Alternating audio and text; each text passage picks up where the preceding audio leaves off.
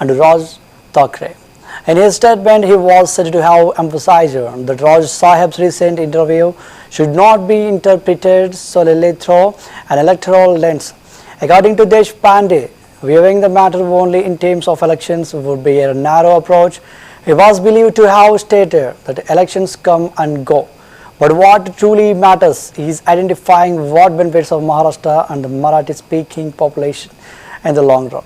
He reportedly drew attention to the increasing dominance of the Hindi language in Maharashtra and expressed concern over outsiders taking away local employment opportunities. Deshpande was quoted as saying that such issues require a serious and wide-ranging public disclosure beyond just political calculations.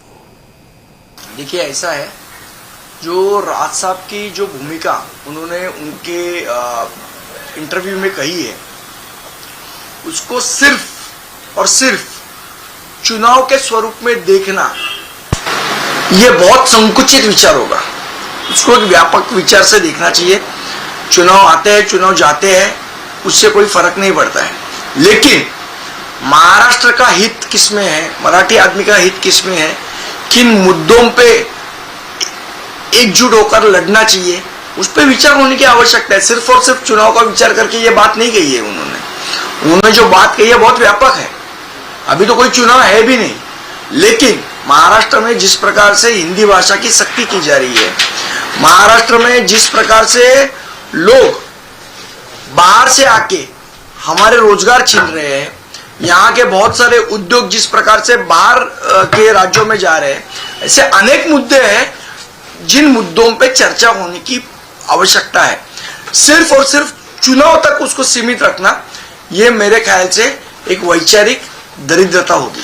Uddhav ji ने भी कहा है कि वो भी सभी छोटी जो भी बड़ी दिक्कतें हैं, झगड़े हैं, उन्हें बुलाकर साथ आने के लिए तैयार है। क्या एक पॉजिटिव संकेत है महाराष्ट्र के लिए, मराठी अस्मिता के लिए? क्या ऐसा है, उन्होंने एक बात कही कि आप महाराष्ट्र द्रोहियों के साथ नहीं जाएंगे, आप शिवाजी महाराज की शपथ लेके आइए। ये बात है जिस प्रकार से हिंदुत्व के बारे में, ये हिंदू है, ये हिंदू विरोधी है, उसका सर्टिफिकेट देने भाजपा भारतीय जनता पक्ष नहीं दे सकती, उसी प्रकार कौन महाराष्ट्र द्रोही है, कौन महाराष्ट्र प्रेमी है, इसका सर्टिफिकेट देने का अधिकार शिवसेना को नहीं है। वो डिसाइड नहीं करना चाहिए कि ये महाराष्ट्र प्रेमी है, इसके साथ बात करो, ये महाराष्ट्र द्रोही है, उसके साथ बात मत करो। इस प्रकार से कंडीशन रखने का अधिकार किसी को नहीं है। बात अगर कंडीशन के बहुत बात आगे तक जाएगी। जिस प्रकार से हमारा लाउड स्पीकर का आंदोलन चल रहा था, तब मुख्यमंत्री उद्धव साहब थे, तो उन्होंने 17,000 केसेस हमारे कार्यकर्ताओं पे